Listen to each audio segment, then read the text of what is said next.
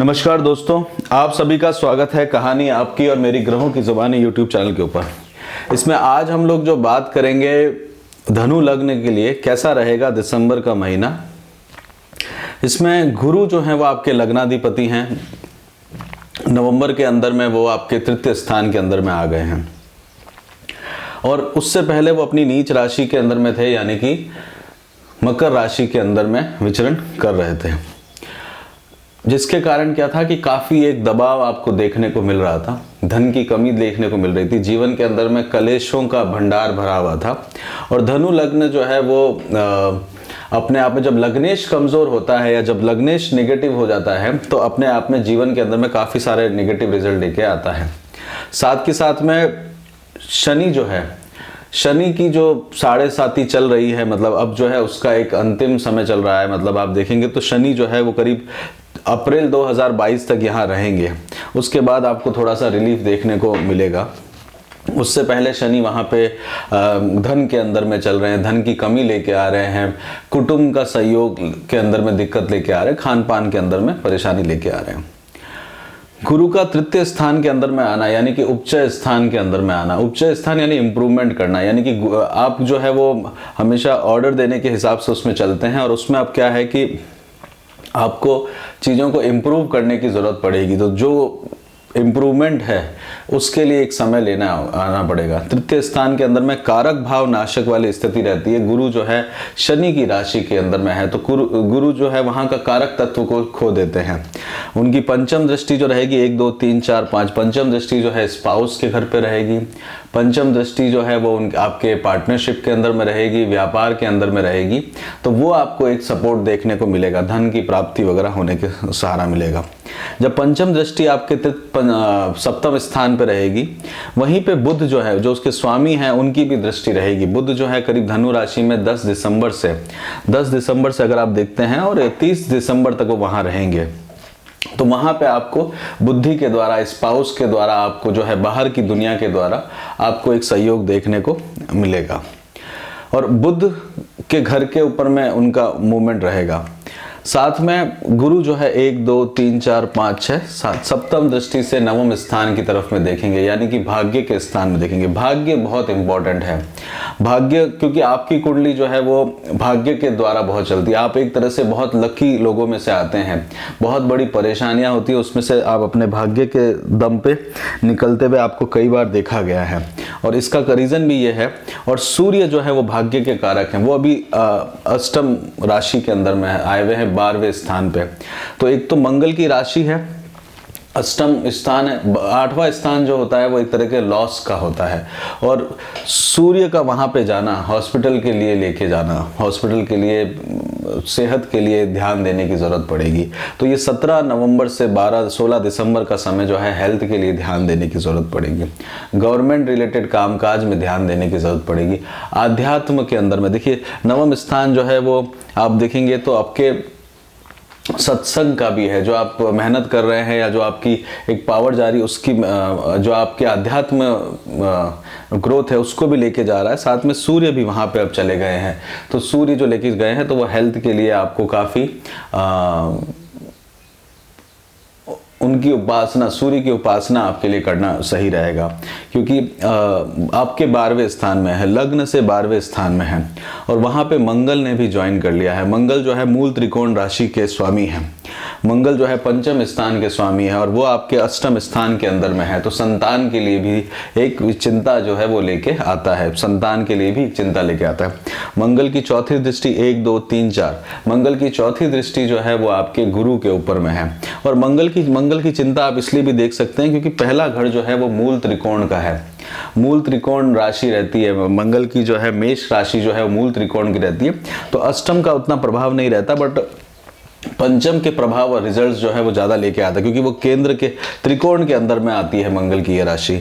और मंगल जो है 1 2 3 4 तो संतान के लिए, आपके ज्ञान के लिए, विवेक बुद्धि के लिए तो एक तरह का आइसोलेशन क्रिएट करता है। समाज के अंदर में आपको सबसे अलग थलग सा प्रकट करने की कोशिश करता है। और सूर्य, केतु, मंगल, बुध भी वहाँ पे रहेंगे करीब 10 दिसंबर तक।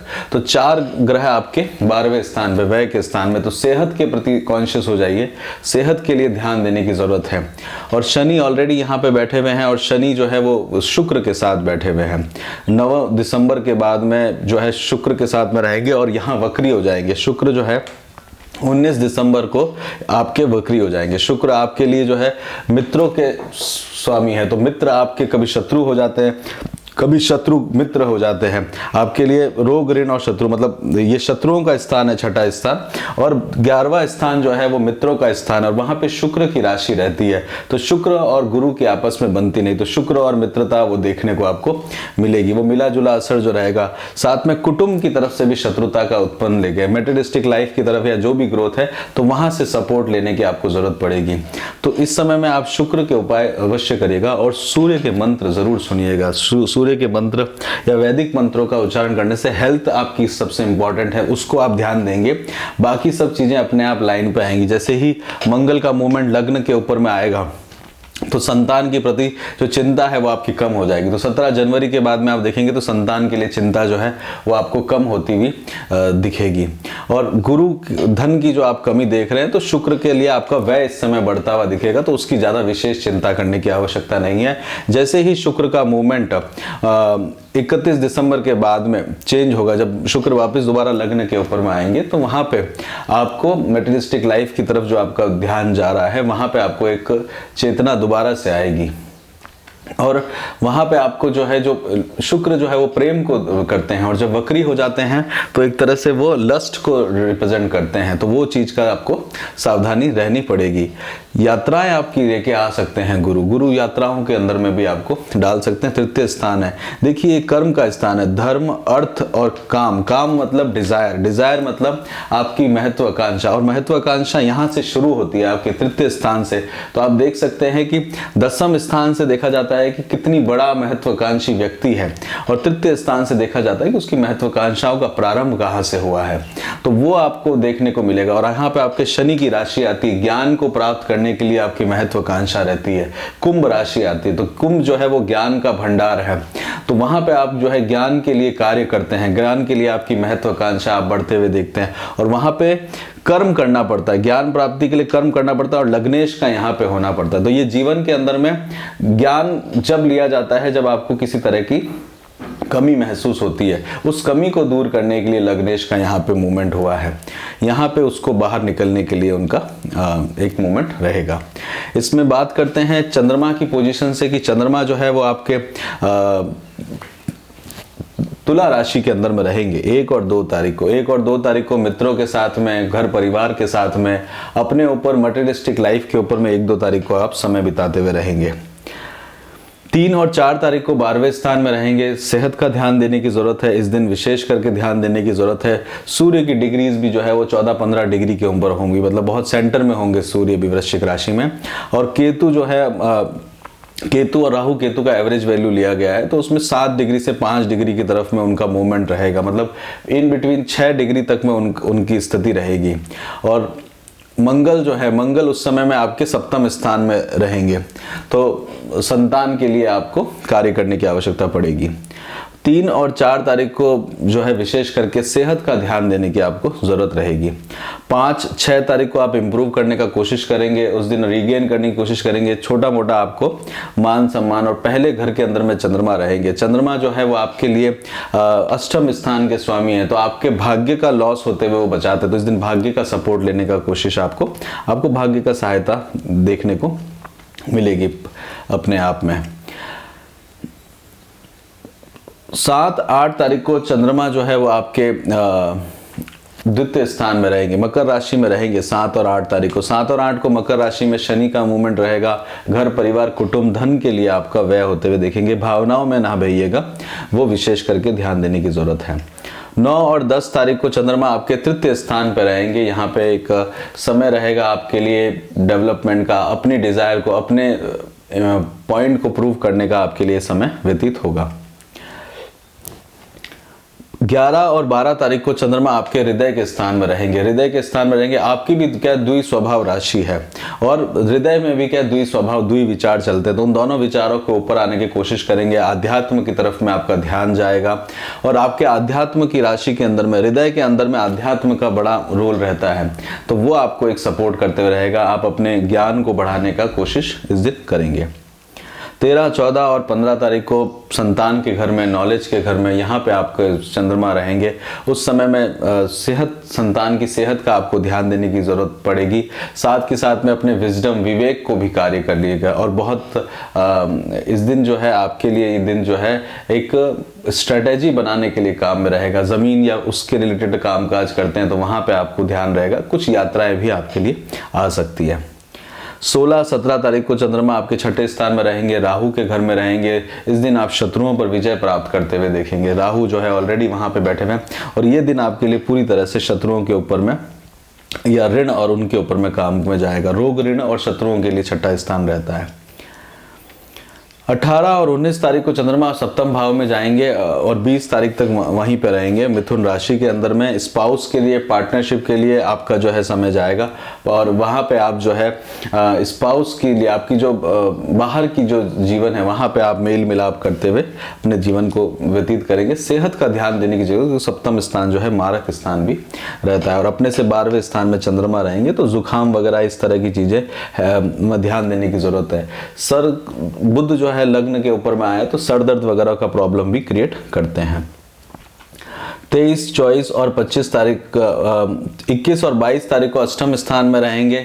इस दिन आपको जो है अपने आप में हेल्थ का ध्यान, यात्राओं में ट्रैवल का ध्यान, ये सब देखने की ज़रूरत है। साथ के साथ में किसी को धन ना दे विशेष करके, क्योंकि धन आप देंगे तो वो दोबारा से लौट के आने में थोड़ी सी मुश्किल है। देखिए 1, 2, 3, 4, 5, 6, 7, 8 चौथे घर से अष्टम के अंदर में, अष्टम भाव से अष्टम के अंदर में है पराक्रम भाव, तो धन अगर आप देंगे तो वो वापस नहीं आएगा। तो इस दिन थोड़ा सा सावधान रहिएगा किसी को धन देने में।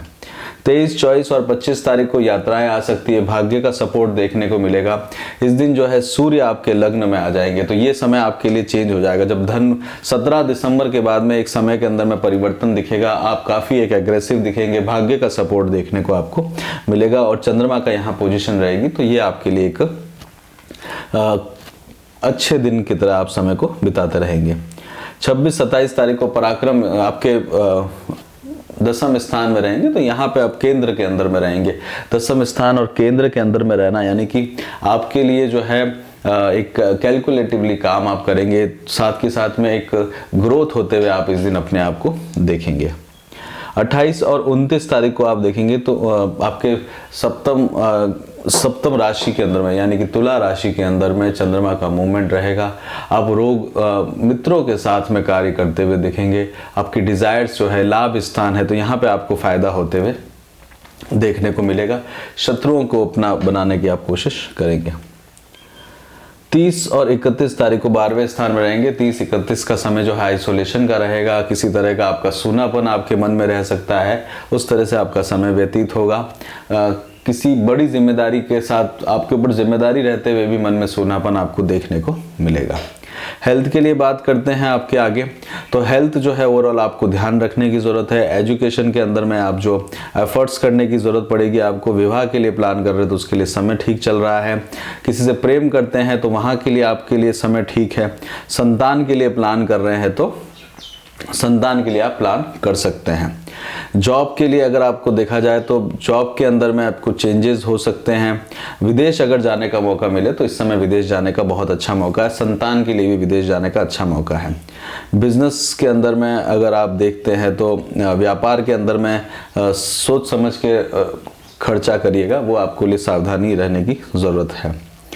अचानक से एक थोड़ा सा धन का लाभ भी आपको हो सकता है। ओवरसीज़ आप जाना चाहते हैं तो ओवरसीज़ आप जा सकते हैं, कोई ऐसा विशेष परेशानी नहीं दिख रही।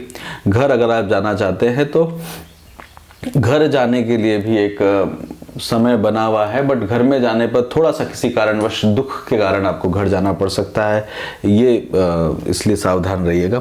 शेयर मार्केट में डील करते हैं तो शेयर मार्केट में डील करने का ये समय उतना उपयुक्त आपके लिए नहीं है, तो ना करें तो ज़्यादा अच्छा रहेगा, क्योंकि इमोशनली आके अपनी वेल्थ को आप नुकसान पहुंचा सकते हैं। रेमेडी की तरफ अब देखा जाए तो शनि चालीसा आप सुनिए और सूर्य के मंत्र कर हेल्थ के लिए आप कर सकते हैं, और धन के लिए आप जो है शनि चालीसा को सुन सकते हैं।